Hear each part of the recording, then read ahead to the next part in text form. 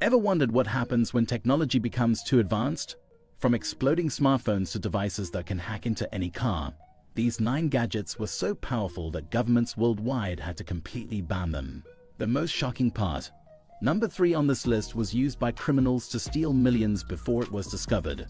Samsung Galaxy Note 7 2016 ban. The Samsung Galaxy Note 7 stands as one of the most notorious examples of advanced technology becoming a public danger. When Samsung released this flagship device in August 2016, it promised to revolutionize the smartphone industry with its cutting-edge features and powerful performance. However, what followed became a technological nightmare that would cost Samsung billions. Just 2 weeks after its release, reports began surfacing of Note 7 devices catching fire. One user in Florida reported their phone exploding while charging, causing over $1,800 in damage to their Jeep. Another incident in Australia resulted in a hotel room fire, causing $1,400 worth of damage. Samsung discovered that the advanced batteries they designed had a fatal flaw. They were prone to short-circuiting, leading to dangerous overheating and explosions. The situation became so severe that the U.S. Federal Aviation Administration made it a federal crime to bring Note 7 on any aircraft, with potential fines up to $179,933 for violations. By October 2016, Samsung had to recall all 2.5 million Note 7 phones sold worldwide, leading to a $5.3 billion loss. This case became a watershed moment in tech history, leading to stricter safety protocols for lithium-ion batteries in mobile devices. PowerBeam Technology 2015.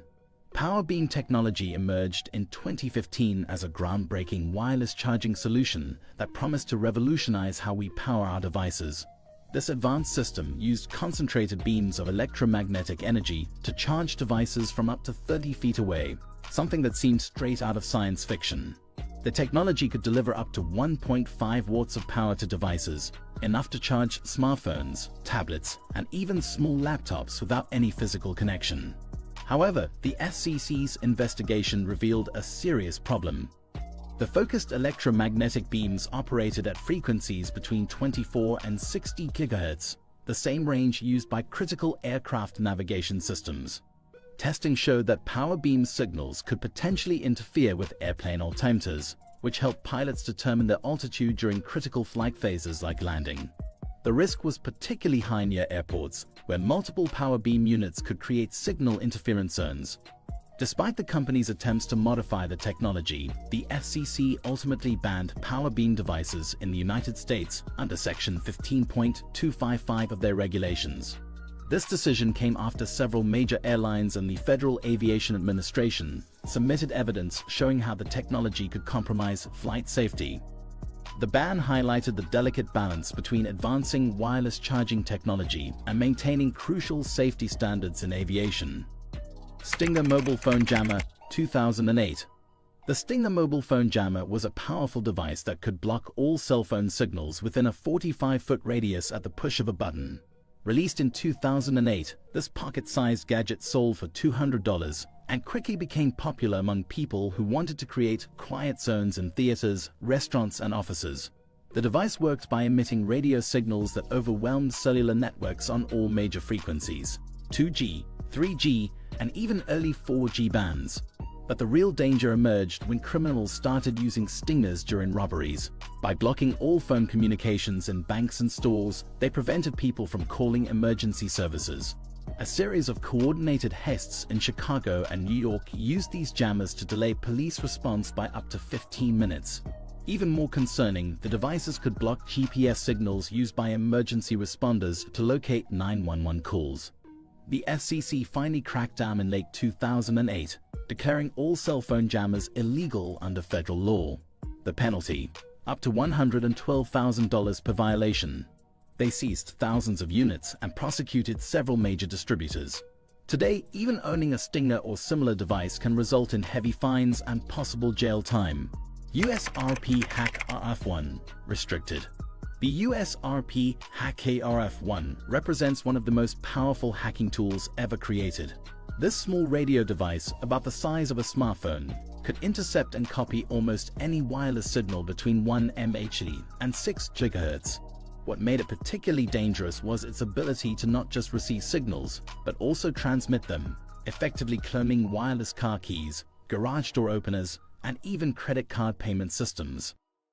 The device became notorious in 2016 when criminals in Los Angeles used it to steal over 30 luxury cars. They would capture the key fob signals when owners locked their cars, then replay the exact same signal to unlock them later. Even more alarming, security researchers demonstrated how the hack RF1 could clone tap-to-pay credit card signals from up to 3 feet away, potentially stealing card information from people's wallets as they walked by. While the device wasn't completely banned, governments worldwide placed strict restrictions on its sale and use. In the US, you need a special license to own one, and using it to intercept or replicate signals is a federal crime under the Computer Fraud and Abuse Act. Despite these restrictions, the hack RF1 showed how vulnerable our wireless world had become to advanced hacking tools. AutoKeeper Key Programmer. The AutoKeeper Key Programmer appeared in 2018 as a small device that could hack into almost any car's computer system through the OBD2 port, the same connection mechanics used for diagnostics. This advanced tool could read, copy, and program new keys for vehicles in under 2 minutes. While it was marketed to legitimate locksmiths, criminals quickly realized its potential. The device worked by exploiting security flaws in car computer systems. Once connected, it could bypass the vehicle's security, download the existing key codes, and program new keys that would work exactly like the originals.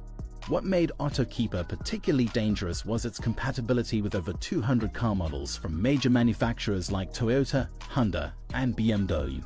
In 2019, police in Germany linked a series of 700 car thefts to these devices. The total losses exceeded €30 million. This led to a widespread ban across the European Union, followed by similar restrictions in Australia, Japan, and Canada. Today, possessing an AutoKeeper is illegal in most countries, with penalties including heavy fines and imprisonment. GPS jammers. GPS jammers became a major aviation security threat in the 2010s. These small devices, often no bigger than a cell phone, could block GPS signals within a radius of up to 500 feet. Originally designed for privacy-conscious individuals who wanted to prevent their vehicles from being tracked, these jammers proved to have far more dangerous implications. The real danger emerged when investigators discovered these devices were interfering with air traffic control systems at major airports. In 2019, Newark International Airport reported 6 separate incidents where GPS jammers from passing trucks on nearby highways disrupted landing systems. Each disruption lasted about 30 minutes and forced planes to switch to backup navigation methods. The FAA and FCC launched a joint crackdown, making it illegal to manufacture, sell, or use GPS jammers in the United States. The penalty, up to $34,000 per day of use. Despite these harsh penalties, authorities still detect hundreds of jammers each year near airports, showing how these banned devices continue to threaten air safety. Crypto-age encryption devices. Crypto-age was a Swiss company that dominated the global encryption machine market from the 1950s through 2000s. Their devices were used by over 120 countries to send encrypted government and military communications. What these nations didn't know was that every device had been secretly compromised from the start. In 2020, investigations revealed a shocking truth. Crypto-Aid was actually owned by the CIA and German intelligence. They had deliberately weakened the encryption in their machines, allowing them to read sensitive communications from countries that trusted these secure devices. The operation, codenamed Rubicon, was called the intelligence coup of the century. When this deception came to light, countries like Iran, Libya, and Pakistan, who had used these machines for decades, immediately banned all crypto-Aid devices. The scandal exposed how advanced encryption technology had been weaponized for espionage, leading to stricter international regulations on encryption device manufacturers. The company finally shut down in 2018, with the Swiss government revoking their export license. Silent Subliminal Presentation System. The Silent Subliminal Presentation System, patented in 1992, represented a breakthrough in audio technology that quickly raised serious ethical concerns. This system could transmit messages directly to the human brain without being audible to the conscious mind. It worked by embedding voice messages in high-frequency carriers that bypassed normal hearing but could still be processed by the brain's neural networks. The technology caught the attention of several governments when tests showed it could influence behavior without subjects being aware of receiving any messages. The US Patent Office documents revealed the system could transmit commands, suggestions, and even complex ideas undetectably. In controlled studies, subjects showed measurable behavioral changes while reporting they heard nothing unusual. Multiple countries, including Russia and China, restricted this technology under mind influence weapon regulations.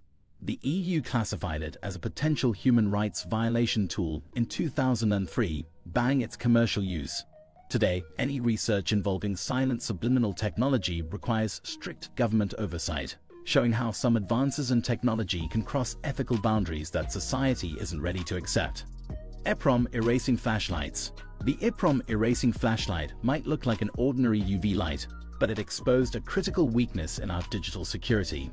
These specialized ultraviolet flashlights, first appearing in tech circles in 2012, could completely erase the data stored on EEPROM chips, the same chips used in credit cards, security systems, and even some military equipment.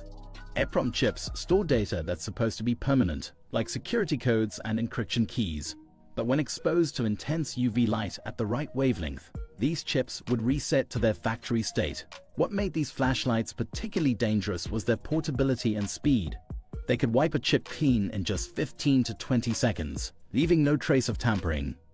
The banking industry first raised the alarm when criminals used these devices to reset stolen credit cards, causing over $30 million in fraud across Europe. By 2015, most countries classified these UV flashlights as hacking tools, making their possession illegal without proper licensing. Despite the ban, security experts estimate thousands of these devices are still